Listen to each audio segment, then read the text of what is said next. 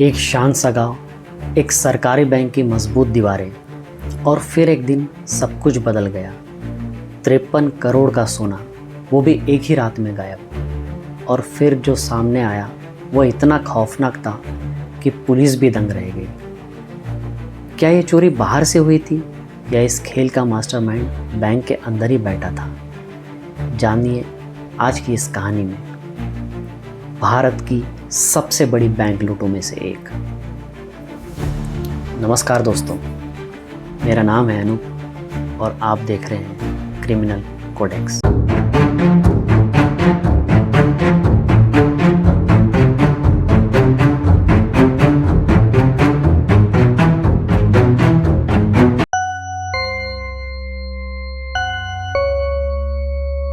तेईस मई की रात, कर्नाटका के बीजापुर जिले का मनगुली गांव। कैनरा बैंक की शाखा बंद हो चुकी थी और आसपास सब कुछ शांत था, लेकिन इसी अंधेरे में कुछ परछाइयां बैंक की खिड़की के पास मंडरा रही थी। लोहे की ग्रिल काटी जाती है और बैंक के अंदर घुसते ही सारी वायरिंग को कट किया जाता है। सीसीटीवी को जाम किया जाता है। डुप्लीकेट चाबी से लॉकर खुलता है। लगभग 58 किलो सोना और 5 लाख नकद, सब कुछ एक बार में साफ। अगली सुबह जब बैंक खुला तो हर तरफ अफरा तफरी मच गई। सारे लॉकर्स खाली थे, सीसीटीवी पूरी तरह गायब था और फर्श पर पड़ा था एक काली गुड़िया जैसा पुतला जिसके चारों ओर मिर्च पाउडर डाला हुआ था। क्या ये चोरी एक नॉर्मल चोरी थी या कोई टोना टोटका था? पुलिस ने तुरंत मामला दर्ज किया और सीआईडी को इन्वॉल्व किया गया। बैंक अधिकारियों से पूछताछ शुरू हुई। पूछताछ में ये पता चला कि लॉकर में घुसने के लिए कोई ज़बरदस्ती नहीं हुई थी। इसका मतलब ये था कि अंदर से ही किसी ने चाबी दी थी। बैंक के नए मैनेजर ने बताया कि पुराने मैनेजर का हाल ही में ट्रांसफ़र हुआ है, लेकिन वॉल्ट और एक्सेस सिस्टम में उन्हीं का आईडी बार बार दिख रहा है। सभी के लिए ये बात बहुत शॉकिंग थी और इस तरह पुलिस के शक की सुई घूमी बैंक के पुराने मैनेजर विजय कुमार मिर्याला पर, जिसका हाल ही में ट्रांसफ़र हुआ था। पुलिस ने जब विजय कुमार को उठाया और पूछताछ शुरू की तो हुआ इस साल की सबसे बड़ी चोरी की प्लानिंग का पर्दाफाश। ये चोरी कोई अचानक हुई चोरी नहीं थी। इसकी प्लानिंग हुई थी महीनों पहले, जब विजय कुमार को पता चला कि उसका ट्रांसफ़र होने वाला। उसे पता था कि बैंक के लॉकर में लाखों का नहीं करोड़ों का सोना है और उसे मिल चुका था वक्त, जगह और सिस्टम की कमज़ोरी का नक्शा। विजय कुमार ने बैंक का पूरा नक्शा अपने दिमाग में बिठा लिया था।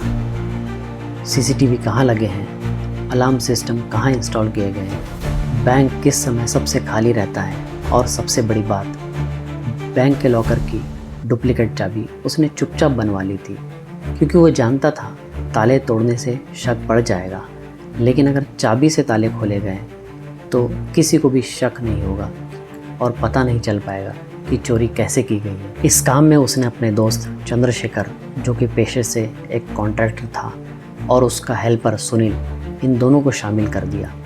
और फिर इन डकैतों ने शुरू की प्लानिंग। ब्लाइंड स्पॉट कहाँ पर है, ब्रांच का लेआउट, और फिर सारे सीसीटीवी सिस्टम को समझने के लिए इन लोगों ने खुद को वेंडर बताकर बैंक के अंदर एंट्री ली और फिर अपने शातिर दिमाग से सारे सिस्टम को किया आउटस्मार्ट। 23 मई की रात सब कुछ तैयार था। गांव में गर्मी की वजह से बिजली कटौती थी और चोरों को तो यही चाहिए था।